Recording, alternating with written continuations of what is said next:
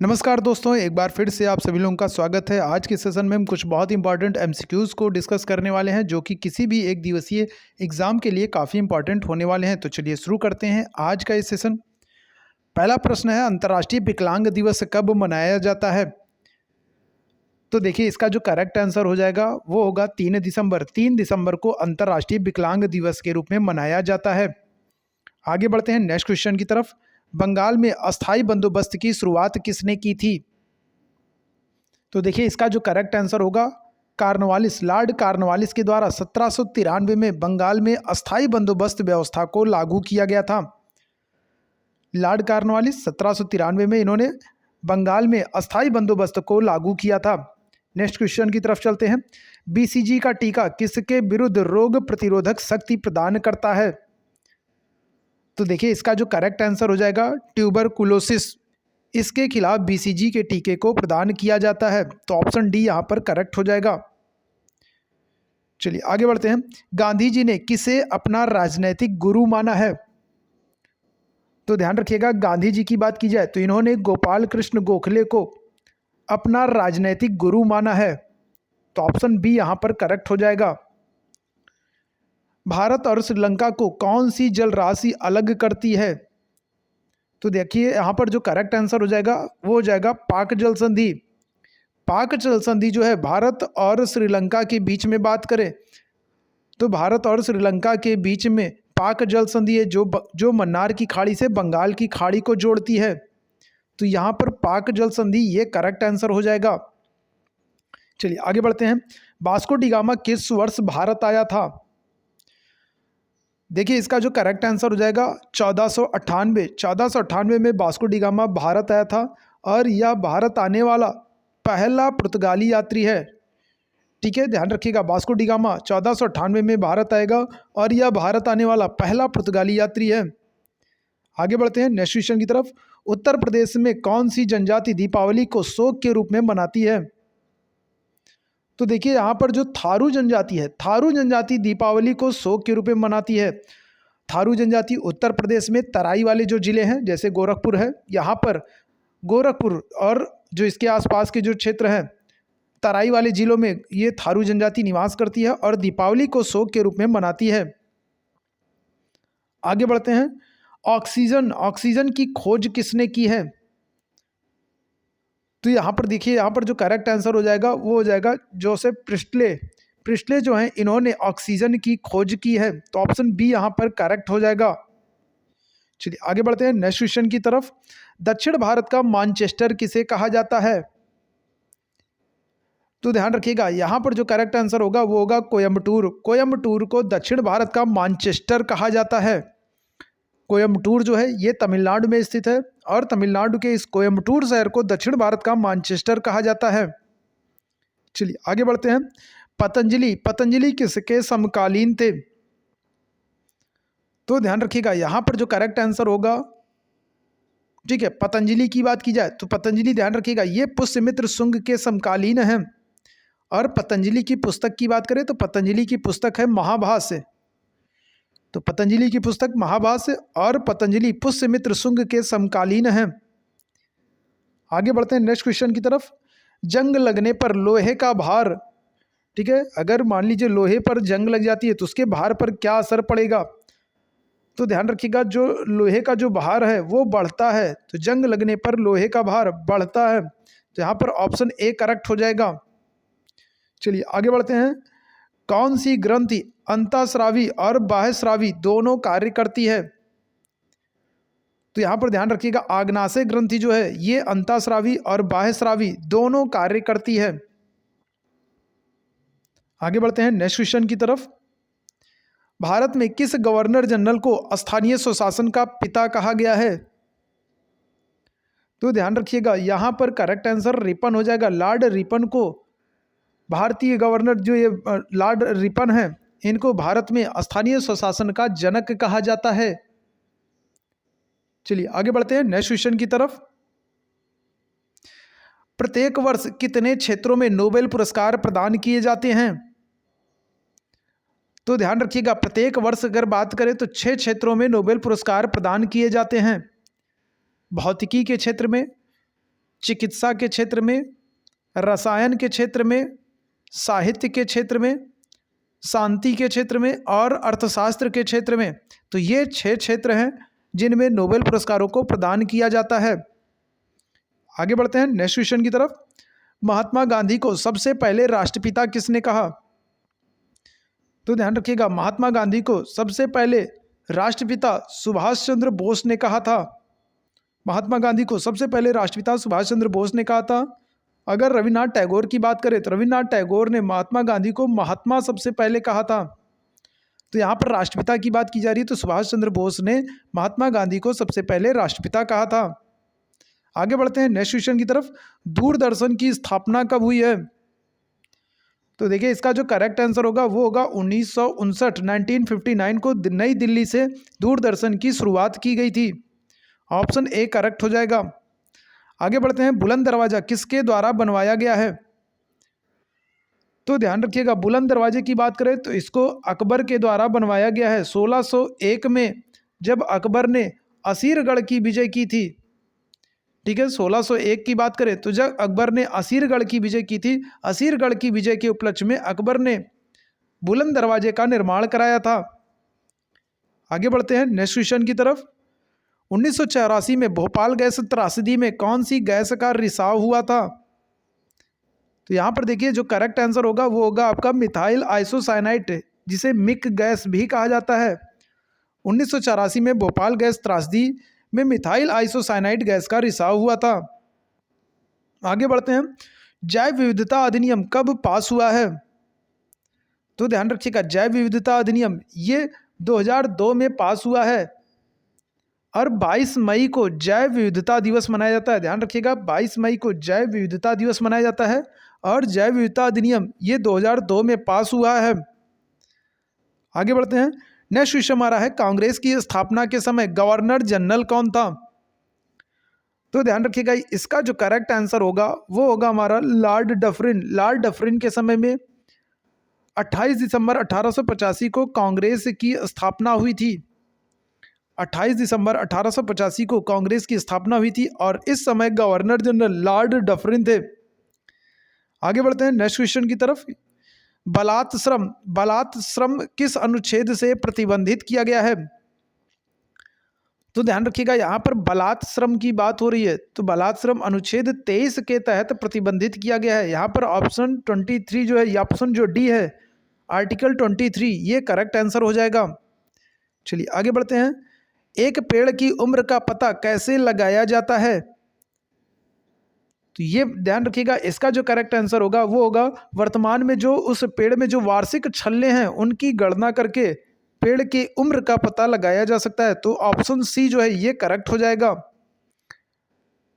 पेड़ के तने में जो वार्षिक छल्ले होते हैं उनकी गणना करके पेड़ की उम्र का पता लगाया जा सकता है। आगे बढ़ते हैं नेक्स्ट क्वेश्चन की तरफ। किस विटामिन की कमी से स्कर्वी रोग होता है? तो ध्यान रखिएगा, विटामिन सी की कमी से स्कर्वी रोग होता है। और ध्यान रखिएगा, विटामिन बी की बात करें और विटामिन सी की बात करें तो ये दो विटामिन है जो जल में घुलनशील होते हैं।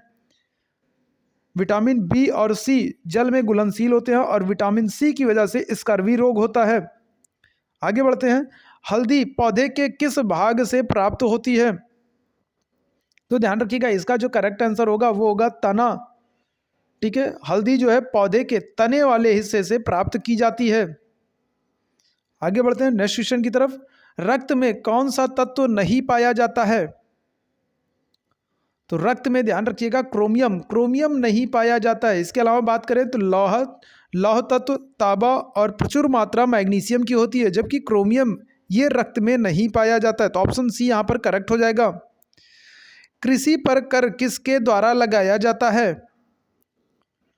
तो ध्यान रखिएगा, कृषि पर अगर कर की बात करें तो ये राज्य सरकार के द्वारा, कृषि जो है ये राज्य सूची का विषय है और इस पर राज्य सरकार के द्वारा कर लगाया जाता है। चलिए आगे बढ़ते हैं नेक्स्ट क्वेश्चन की तरफ। नारंगी प्रचुर स्रोत है। नारंगी का तात्पर्य संतरे से है। तो ध्यान रखिएगा, संतरे की बात करें तो संतरे में विटामिन सी पाया जाता है। तो यहाँ पर विटामिन जो है ये करेक्ट आंसर हो जाएगा, विटामिन। आगे बढ़ते हैं नेक्स्ट क्वेश्चन की तरफ। बिजली के बल्ब का फिलामेंट किसका बना होता है? तो ध्यान रखिएगा, इसका करेक्ट आंसर होगा टंगस्टन। बिजली के बल्ब का जो फिलामेंट होता है उसका टंगस्टन के द्वारा उसका निर्माण किया जाता है। तो यहाँ पर ऑप्शन सी करेक्ट हो जाएगा। नेक्स्ट क्वेश्चन हमारा है, लोकसभा में अनुसूचित जाति एवं जनजाति के लिए कितनी सीटें आरक्षित की गई हैं? तो ध्यान रखिएगा, यहाँ पर जो करेक्ट आंसर होगा वो होगा 100, ठीक है, 84 सीटों की बात करें, 84 सीटें जो हैं ये अनुसूचित जाति के लिए, एससी कैटेगरी के लिए, और 47 सीटों की बात करें तो ये जनजाति के लिए। तो यहाँ दोनों की बात की गई है, अनुसूचित जाति एवं जनजाति दोनों के लिए बात की गई है। तो यहाँ पर 84 और 47 दोनों को काउंट करके 131 सीटें जो हैं आरक्षित की गई हैं। ध्यान रखिएगा, लोकसभा में अनुसूचित जाति एवं जनजाति दोनों के लिए पूछा जा रहा है। तो जाति के लिए जो है 84 सीटें हैं, और जनजाति के लिए बात करें 84 सीटें, और जनजाति के लिए बात करें 47 सीटें। तो टोटल अगर बात करें दोनों की बात की जा रही है तो यहाँ पर 131 सीटें आरक्षित की गई हैं। आगे बढ़ते हैं नेक्स्ट क्वेश्चन की तरफ। The test of my life की पुस्तक के लेखक कौन है? तो देखिए, इसका जो करेक्ट आंसर होगा वो होगा युवराज सिंह। युवराज सिंह की पुस्तक है the test of my life. आगे बढ़ते हैं नेक्स्ट क्वेश्चन की तरफ। कौन सा एक मौलिक कर्तव्य नहीं है, ठीक है, निम्नलिखित में से कौन सा एक जो है कथन है जिसे मौलिक कर्तव्यों में शामिल नहीं किया गया? ध्यान रखिएगा, भाग 4 का अनुच्छेद 51 का के तहत आपको 11 मौलिक कर्तव्य प्रदान किए गए हैं। 11 मौलिक कर्तव्यों में ध्यान रखिएगा, लोक चुनाव में वोट डालना ये आपका मौलिक कर्तव्य नहीं है। इसके अलावा बात करें वैज्ञानिक दृष्टिकोण को विकसित करना, लोक संपत्ति की रक्षा करना, संविधान को मानना एवं उसके आदर्शों की कद्र करना, ये मौलिक कर्तव्य हैं। लेकिन चुनाव में वोट डालना ये मौलिक कर्तव्य नहीं है। आगे बढ़ते हैं नेक्स्ट क्वेश्चन की तरफ। रुपया मुद्रा का प्रचलन किसने कराया? तो ध्यान रखिएगा, इसका करेक्ट आंसर होगा शेरशाह। शेरशाह सूरी के द्वारा पहली बार रुपया मुद्रा का प्रचलन कराया गया था। तो शेरशाह सूरी जो है ये करेक्ट आंसर होगा। आगे बढ़ते हैं नेक्स्ट क्वेश्चन की तरफ। न्यूयॉर्क, न्यूयॉर्क किस नदी के किनारे स्थित है? तो ध्यान रखिएगा, न्यूयॉर्क की बात करें तो न्यूयॉर्क हडसन नदी के किनारे स्थित है। अब आप हमें कमेंट बॉक्स में कमेंट करके बताइएगा कि न्यूयॉर्क में किन अंतर्राष्ट्रीय संगठनों का मुख्यालय है? न्यूयॉर्क में किन अंतर्राष्ट्रीय संगठनों का मुख्यालय है? आगे बढ़ते हैं नेक्स्ट क्वेश्चन की तरफ। नीति आयोग का अध्यक्ष कौन होता है?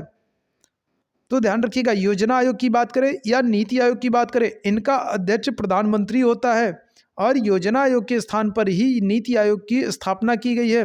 तो नीति आयोग का जो अध्यक्ष होता है वो प्रधानमंत्री होता है। आगे बढ़ते हैं, माई ट्रुथ किसकी पुस्तक है? तो ध्यान रखिएगा, माई ट्रुथ ये इंदिरा गांधी की पुस्तक है, माई ट्रुथ। अगर बात करें किरण बेदी की तो इनकी पुस्तक है फियरलेस गवर्नेंस। किरण बेदी की पुस्तक फियरलेस गवर्नेंस है। नरेंद्र मोदी की पुस्तक एग्जाम वॉरियर है। नरेंद्र मोदी की पुस्तक एग्जाम वॉरियर है। आगे बढ़ते हैं, लोकसभा के पहले स्पीकर कौन थे? लोकसभा के पहले अध्यक्ष की बात की जा रही है। ध्यान रखिएगा, यहाँ पर करेक्ट आंसर गणेश वासुदेव मावलंकर हो जाएगा। जीवी मावलंकर ये लोकसभा के पहले अध्यक्ष थे। चलिए आगे बढ़ते हैं नेक्स्ट क्वेश्चन की तरफ। भारत की मानक समय रेखा किस राज्य से नहीं गुजरती है? भारत की मानक समय रेखा 82.5 डिग्री पूर्वी देशांतर है, और यह भारत के 5 राज्यों से गुजरती है। और मानक समय रेखा की बात करें तो यह झारखंड से नहीं गुजरती है। भारत की मानक समय रेखा 82.5 डिग्री पूर्वी देशांतर उत्तर प्रदेश से गुजरती है। इसके अलावा बात करें मध्य प्रदेश से, छत्तीसगढ़ से, उड़ीसा से और आंध्र प्रदेश से गुजरती है। यहाँ पर यह झारखंड से नहीं गुजरती है। आगे बढ़ते हैं नेक्स्ट क्वेश्चन की तरफ। कुडनकुलम परियोजना किस राज्य में है? तो इसका जो करेक्ट आंसर होगा वो होगा तमिलनाडु। ध्यान रखिएगा, तमिलनाडु में कुडनकुलम परियोजना है। चलिए आगे बढ़ते हैं नेक्स्ट क्वेश्चन की तरफ।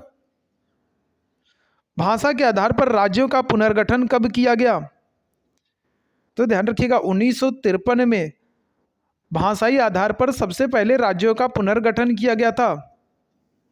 ठीक है, ध्यान रखिएगा, आंध्र प्रदेश भाषा के आधार पर गठित होने वाला पहला राज्य है। 1953 में आंध्र प्रदेश का पुनर्गठन किया गया था। चलिए आगे बात करते हैं नेक्स्ट क्वेश्चन की तरफ। भारत के संविधान में अनुच्छेद 243 किसकी व्याख्या करते हैं? तो अनुच्छेद 243 ध्यान रखिएगा, ये पंचायती राज व्यवस्था से संबंधित है। अनुच्छेद 243 पंचायती राज व्यवस्था से संबंधित है। आगे बढ़ते हैं नेक्स्ट क्वेश्चन की तरफ। कौन से मूल अधिकार है जो राष्ट्रपति के द्वारा आपातकाल में निरस्त नहीं किए जा सकते हैं? तो ध्यान रखिएगा, इसका जो करेक्ट आंसर होगा वो होगा अनुच्छेद 20 और 21। ये दो ऐसे मूल अधिकार हैं जिनको आपातकाल के दौरान भी निरस्त नहीं किया जा सकता है। न्यायिक पुनर्विलोकन का उल्लेख किस अनुच्छेद में किया गया है? तो ध्यान रखिएगा, अनुच्छेद 13 के तहत, अनुच्छेद 13 के तहत न्यायिक पुनर्विलोकन का उल्लेख किया गया है। और भारतीय संविधान में न्यायिक पुनर्विलोकन को अमेरिका के संविधान से लिया गया है। आगे बढ़ते हैं। राज्य के क्षेत्र में सीमा परिवर्तन, राज्य के क्षेत्र में सीमा और परिवर्तन का अधिकार जो है किस अनुच्छेद में है? ठीक है, तो ध्यान रखिएगा, अनुच्छेद 3 के तहत, अनुच्छेद 3 के तहत किसी भी राज्य के नाम क्षेत्र सीमा में परिवर्तन किया जा सकता है। और भ्रमण की स्वतंत्रता किस अनुच्छेद में है? तो ध्यान रखिएगा, अनुच्छेद 19D, अनुच्छेद 19D में भ्रमण करने की स्वतंत्रता दी गई है। आगे बढ़ते हैं नेक्स्ट क्वेश्चन की तरफ। गिरफ्तारी से संरक्षण किस अनुच्छेद में है? तो ध्यान रखिएगा, गिरफ्तारी से संरक्षण ये अनुच्छेद 22 में है, जिसमें आपको गिरफ्तार होने से पूर्व कारण जानने का अधिकार होगा। आपको 24 घंटे के भीतर नज़दीकी न्यायालय में प्रस्तुत किया जाएगा और आपको अपने लिए वकील करने का अधिकार होगा। तो ये अनुच्छेद 22 के तहत आपको अधिकार दिए गए हैं जो गिरफ्तारी से आपका संरक्षण करते हैं। आगे बढ़ते हैं नेक्स्ट क्वेश्चन की तरफ। मूल अधिकारों के प्रवर्तन का अधिकार किसको प्राप्त है? परिवर्तन का तात्पर्य लागू करने से है। और ध्यान रखिएगा, यहाँ पर जो करेक्ट आंसर होगा वो होगा आपका न्यायालय। मूल अधिकारों के प्रवर्तन का जो अधिकार है वो न्यायालय को है, लेकिन अगर यहीं पर होता मूल अधिकारों को बनाने की शक्ति, मूल अधिकारों में संशोधन करने की शक्ति किसको दी गई है, तब आपका आंसर संसद होता। लेकिन यहाँ पर मूल अधिकारों में प्रवर्तन की बात की गई, तो करेक्ट आंसर आपका न्यायालय हो जाएगा। आगे बढ़ते हैं। मादक द्रव्यों का निषेध किस अनुच्छेद में है? तो ध्यान रखिएगा, अनुच्छेद 47 के तहत मादक द्रव्यों के निषेध किया गया है। अनुच्छेद 47 नीति निर्देशक तत्वों के तहत प्रावधान किया गया है कि राज्य सरकार ऐसे सभी पदार्थों पर प्रतिबंध लगाएगी जो मानव के शरीर को, स्वास्थ्य को नुकसान पहुंचाते हो। तो करेक्ट आंसर आपका अनुच्छेद 47 हो जाएगा। न्यायपालिका को कार्यपालिका से स्वतंत्र रूप से कार्य करने का निर्देश किस अनुच्छेद में दिया गया है? तो ध्यान रखिएगा, यहाँ पर जो करेक्ट आंसर हो जाएगा वो हो जाएगा आपका अनुच्छेद 50। अनुच्छेद 50 के तहत न्यायपालिका को कार्यपालिका से स्वतंत्र रूप से कार्य करने का निर्देश दिया गया है। आगे बढ़ते हैं। बंधुआ मजदूरी किस अनुच्छेद में प्रतिबंधित है? तो ध्यान रखिएगा, बंधुआ मजदूरी, बलात् श्रम, देह व्यापार, मानव तस्करी, इन सभी को अनुच्छेद 23 के तहत ध्यान रखिएगा प्रतिबंधित किया गया है। अनुच्छेद 23 के तहत बंधुआ मजदूरी को प्रतिबंधित किया गया है। आगे बढ़ते हैं नेक्स्ट क्वेश्चन की तरफ। भौरा सही पर्यायवाची क्या है? तो ध्यान रखिएगा, यहाँ पर भौरे की बात करें तो सही पर्यायवाची जो है वो है भ्रमर। भ्रमर यहाँ पर हमारा करेक्ट आंसर हो जाएगा। आगे बढ़ते हैं नेक्स्ट क्वेश्चन की तरफ। ऊष्म व्यंजन, तो ऊष्म व्यंजन, तो ऊष्म व्यंजन की बात करें तो ध्यान रखिएगा स, स, ह, ये चार जो है ये ऊष्म व्यंजन आते हैं, ध्यान रखिएगा। तो यहाँ पर करेक्ट आंसर जो जाएगा ये आपका ऊष्म व्यंजन हो जाएगा। छोटा सा, बड़ा सा, षटकोण वाला सा और इसके अलावा हाँ, तो ये तीन ये जो चार हैं ये ऊष्म व्यंजन में आते हैं। तो यहाँ पर हाँ जो है ये आपका करेक्ट आंसर हो जाएगा। आगे बढ़ते हैं। तत्सम है, तो यहाँ पर तत्सम पूछा गया है, तो ध्यान रखिएगा यहाँ पर जो करेक्ट आंसर होगा वो होगा आपका अमृत। अमृत जो है ये तत्सम शब्द है। आगे बढ़ते हैं और बात करते हैं इस वीडियो के लास्ट क्वेश्चन की। गोदान की रचयिता कौन है? तो ध्यान रखिएगा यहाँ पर जो करेक्ट आंसर हो जाएगा वो हो जाएगा मुंशी प्रेमचंद। गोदान, गबन, कर्मभूमि, रंगभूमि, ये सब ध्यान रखिएगा ये मुंशी प्रेमचंद की पुस्तकें हैं। तो ये था आज का महत्वपूर्ण सेशन। आज के सेशन में हमने हर सेक्टर से जो है क्वेश्चंस को जो है इंक्लूड किया था। साइंस के क्वेश्चन थे, जीएस के क्वेश्चन थे, हिंदी के भी कुछ क्वेश्चंस थे। तो इस तरीके से जो आपके एग्ज़ाम के पॉइंट ऑफ व्यू से इंपॉर्टेंट क्वेश्चंस हो सकते हैं, उनको जो है शामिल करके हमने एक महत्वपूर्ण ये सेशन लाए थे। उम्मीद है ये सेशन आपको पसंद आया होगा। अगर ये सेशन आपको पसंद आता है तो एक बार अपने दोस्तों के बीच इस सेशन को शेयर कर दें, और डिस्क्रिप्शन में जो है हमने अपना टेलीग्राम जो है चैनल का लिंक दे दिया है, तो उसके माध्यम से आप टेलीग्राम से जुड़ जाइए, जहाँ पर आपको आने वाले सभी एक दिवसीय परीक्षाओं से संबंधित महत्वपूर्ण जानकारियाँ दी जाती हैं। तो उम्मीद है ये सेशन आपको पसंद आया होगा। तो सेशन को एक बार लाइक शेयर कर दीजिएगा और हमारे साथ जो है चैनल को सब्सक्राइब करके हमारे साथ जुड़ जाइएगा। हम फिर इसी तरीके से आपके एग्जाम के पॉइंट ऑफ व्यू से महत्वपूर्ण सेशंस को यहाँ पर लाते रहेंगे और महत्वपूर्ण प्रश्न आपको आपके साथ डिस्कस करते रहेंगे। तो आज के लिए बस इतना ही। धन्यवाद दोस्तों, फिर मिलते हैं एक नए महत्वपूर्ण सेशन के साथ।